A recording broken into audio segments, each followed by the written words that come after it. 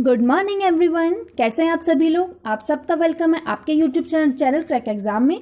तो फ्रेंड्स, आज 20 मई और 20 मई को आज हमारा सेशन होने जा रहा है 41। तो 20 मई से रिलेटेड हम यहाँ सारे करंट अफेयर्स के क्वेश्चंस देखेंगे, आंसर्स देखेंगे, डिस्क्रिप्शंस देखेंगे। आई होप ये आपके लिए काफी यूजफुल होंगे। तो चलिए फ्रेंड्स, सेशन को स्टार्ट करते हैं। लेकिन सेशन को स्टार्ट करने से पहले आप लोग जल्दी से चैनल को सब्सक्राइब कर दीजिए, शेयर कर दीजिए ताकि ज्यादा से ज्यादा लोगों के पास पहुंच जाए। बेल आइकॉन दबाना बिल्कुल स्किप मत कीजिएगा ताकि जैसे ही सुबह 5 बजे वीडियो अपलोड हो आपको उसकी नोटिफिकेशन मिल जाए।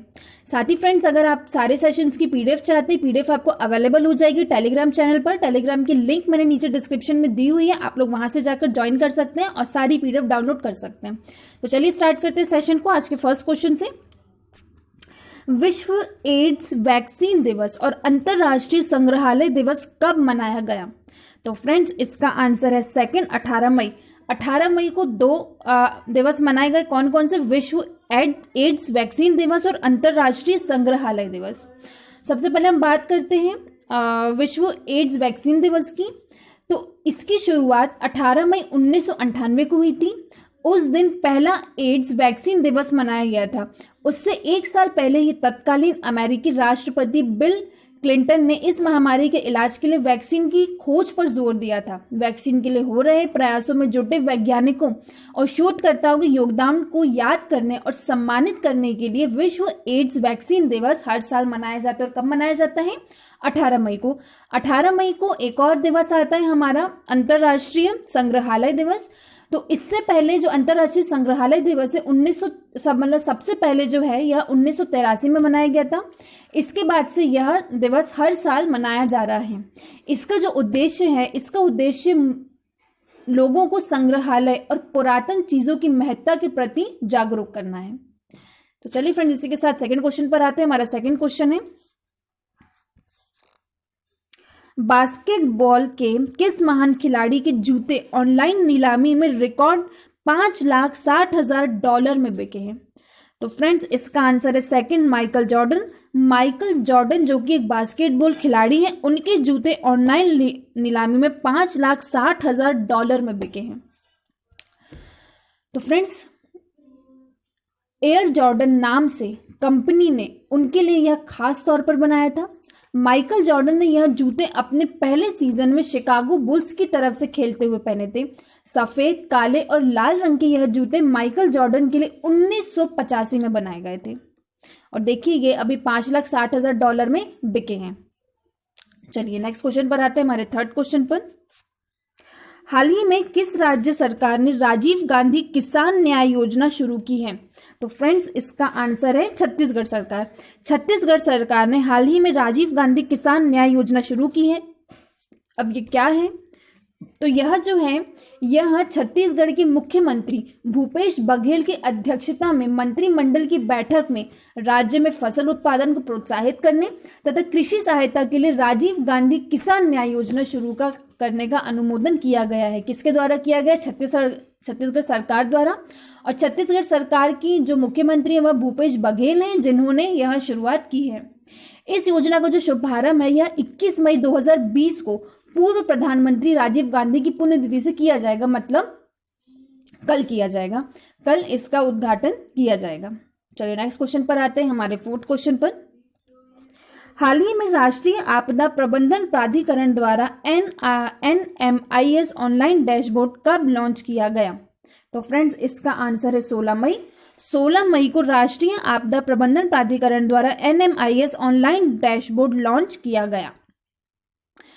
यह प्रवासी श्रमिकों के लिए एक केंद्रीय ऑनलाइन रिपोजिटरी है। यह ऑनलाइन पोर्टल प्रवासी श्रमिकों की सुगम आवाजाही के लिए अंतर राज्य संचार में मदद करेगा। इस पोर्टल से कॉन्टैक्ट ट्रेसिंग में भी मदद मिलेगी। राष्ट्रीय आपदा प्रबंधन प्राधिकरण की बात करें तो इसकी स्थापना 30 मई 2005 को की गई थी। चलिए नेक्स्ट क्वेश्चन पर आते हैं, हमारे फिफ्थ क्वेश्चन पर। किस राज्य ने प्रवासी मजदूरों के लिए चरण पादुका नामक अभियान शुरू किया है? तो फ्रेंड्स, इसका आंसर है मध्य प्रदेश। मध्य प्रदेश सरकार ने, जिनके मुख्यमंत्री हैं शिवराज सिंह चौहान, उन्होंने चरण पादुका नामक अभियान शुरू किया है। मध्य प्रदेश द्वारा राज्य में पैदल चल रहे प्रवासी मजदूरों के लिए यह अभियान शुरू किया गया। इस अभियान के अंतर्गत नंगे पांव जा रहे मजदूरों को जूते और चप्पल दिए जाएंगे ताकि उनके दर्द को कुछ कम किया जा सके। चलिए नेक्स्ट क्वेश्चन पर आते हैं, हमारे 6th क्वेश्चन पर। हाल ही में राष्ट्रपति रामनाथ कोविंद ने अपने वेतन का कितने प्रतिशत भारत को दान करने की घोषणा की है? तो फ्रेंड्स इसका आंसर है 30%। 30% जो ये दान करेंगे पीएम केयर्स फंड में। कौन? राष्ट्रपति रामनाथ कोविंद। यह जो 30% कटौती है यह साल भर होगी और साल भर उनकी सैलरी में से होगी। अभी उन्होंने जो मार्च महीने का जो उनका वेतन था वह उन्होंने पीएम केयर्स फंड में पूरा दे दिया था और अब से लेकर वो अगले 1 साल तक अपनी सैलरी में 30% की कटौती कराएंगे। राष्ट्रपति भवन पैसे बचाने और इस लड़ाई में मदद करने के लिए राष्ट्रपति के निर्देश का पालन करेगा। यह कोरोना महामारी के खिलाफ लड़ने के लिए खर्च को कम करने और पैसे बचाने के लिए एक उदाहरण स्थापित करने के लिए किया जा रहा है। चलिए नेक्स्ट क्वेश्चन पर आ रहे हैं, हमारे 7th क्वेश्चन पर।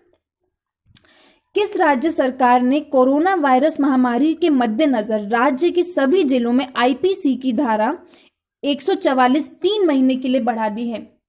तो फ्रेंड्स इसका आंसर है छत्तीसगढ़। छत्तीसगढ़ सरकार ने कोरोना वायरस महामारी के मद्देनजर राज्य के सभी जिलों में आईपीसी की धारा 144 3 महीने के लिए बढ़ा दी है।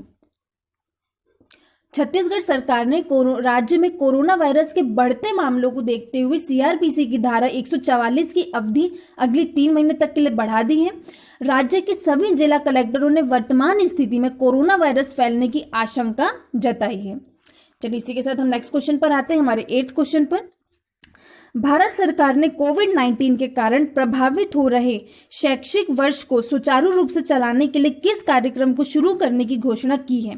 तो फ्रेंड्स इसका आंसर है फर्स्ट प्रधानमंत्री ई विद्या। प्रधानमंत्री ई विद्या कार्यक्रम की शुरुआत की है किसने? भारत सरकार ने, ताकि कोविड-19 के कारण प्रभावित हो रहे शैक्षिक वर्ष को सुचारू रूप से चलाया जा सके। इसमें इसके अंतर्गत 12 डायरेक्ट टू होम मतलब डीटीएच चैनल छात्रों को घरों में ही पाठ्यक्रम वीडियो उपलब्ध कराएंगे, जबकि देश के शीर्ष 100 उच्च शिक्षा संस्थान नए ऑनलाइन पाठ्यक्रम शुरू करेंगे। लॉकडाउन अवधि के दौरान इन चैनलों पर लाइव इंटरैक्टिव सेशन के प्रसारण के लिए भी प्रावधान किए गए हैं, जिनमें स्काइप के माध्यम से विषय एवं परामर्श विशेषज्ञ शामिल किए जाएंगे। चलिए नेक्स्ट क्वेश्चन पर आते हैं, हमारे 9th क्वेश्चन पर। किस राज्य सरकार ने हाल ही में सैनिकों के लिए निःशुल्क बस सेवा शुरू की है? तो फ्रेंड्स इसका आंसर है राजस्थान। राजस्थान सरकार ने हाल ही में सैनिकों के लिए निःशुल्क बस सेवा शुरू की है। सशस्त्र सेनाओं के शौर्य चक्र प्राप्त करने वाले राजस्थान मूल के सैनिकों को रोडवेज की बसों में निःशुल्क यात्रा की सुविधा मिलेगी। इन राजस्थान मूल के 770 जवानों को रोडवेज की सभी श्रेणी की बसों में निःशुल्क यात्रा की सुविधा मिल सकेगी। राजस्थान की बात करें तो राजस्थान की राजधानी जयपुर है, वहां के मुख्यमंत्री अशोक गहलोत है और गवर्नर है कालराज मिश्रा। चलिए नेक्स्ट क्वेश्चन पर आते हैं, हमारे 10th क्वेश्चन पर। इजराइल के प्रधानमंत्री बेंजामिन नेतन्याहू ने कौन सी बार प्रधानमंत्री पद की शपथ ली है? तो फ्रेंड्स इसका आंसर है 5वीं बार। 5वीं बार इजराइल के प्रधानमंत्री बेंजामिन नेतन्याहू ने इस पद की शपथ ली है। इजराइल में इस साल हुए 3 चुनाव के बाद बेंजामिन नेतन्याहू ने गठबंधन सरकार में प्रधानमंत्री की शपथ ली। इसके साथ ही देश में 500 दिनों से जारी राजनीतिक संकट खत्म हो गया। पूर्व सेना प्रमुख बेनी गांज और नेतन्याहू 18 महीने के लिए प्रधानमंत्री रहेंगे। मतलब 18 महीने के लिए बेनी रहेंगे और 18 महीने के लिए नेतन्याहू रहेंगे प्रधानमंत्री के पद पर। इजराइल की बात करें तो इजराइल की राजधानी जेरूसलेम है और यहाँ के प्रधानमंत्री अभी जो वर्तमान में बने वह हो गए बेंजामिन नेतन्याहू। तो फ्रेंड्स इसी के साथ हमारे 10 क्वेश्चंस यहीं फिनिश होते हैं। आई होप ये आपके लिए काफी यूजफुल होंगे। तो चलिए सेशन को फिनिश करते हैं आज के थॉट ऑफ द डे से। तो आज के थॉट ऑफ द डे को देख लेते हैं। आज का थॉट ऑफ द डे क्या कहता है? मान लो तो हार है, ठान लो तो जीत है। तो फ्रेंड्स अगर आप लोगों ने मान लिया कि भाई ये मुझसे ये क्वेश्चन सॉल्व ही नहीं होगा, तो आपने मान लिया, आपने अपने माइंड में बैठा लिया, अपने सबकॉन्शियस माइंड में बैठा लिया कि भाई मुझसे नहीं होगा, तो वो आपसे होगा ही नहीं। लेकिन अगर आपने ठान लिया कि नहीं भाई ये तो मैं क्वेश्चन करके ही दिखाऊंगा, तो कोई भी ऐसी चीज नहीं है जो आपको वो करने से रोक पाए। बस आपके मन में लगन होनी चाहिए, श्रद्धा होनी चाहिए, और आप उस चीज या किसी भी लक्ष्य को जरूर पालोगे। तो फ्रेंड्स इसी थॉट को माइंड में रखिए और सेशन को ये फिनिश करते हैं। फिर फिनिश करने से पहले आप लोग को एक और चीज बता दूं, फिर से बता दूं कि अगर आप लोग पीडीएफ चाहते हो तो पीडीएफ आप लोग टेलीग्राम चैनल से डाउनलोड कर सकते हो, उसकी लिंक नीचे डिस्क्रिप्शन में दी है। इंस्टाग्राम अगर आप लोग ज्वाइन करना चाहते हैं तो वो भी कर सकते हैं, उसकी लिंक भी मैंने नीचे डिस्क्रिप्शन में दी हुई है। ठीक है, तो चलिए इसी के साथ हम सेशन को ये फिनिश करते हैं। अब हम फिर मिलेंगे, तब तक के लिए गुड बाय, टेक केयर।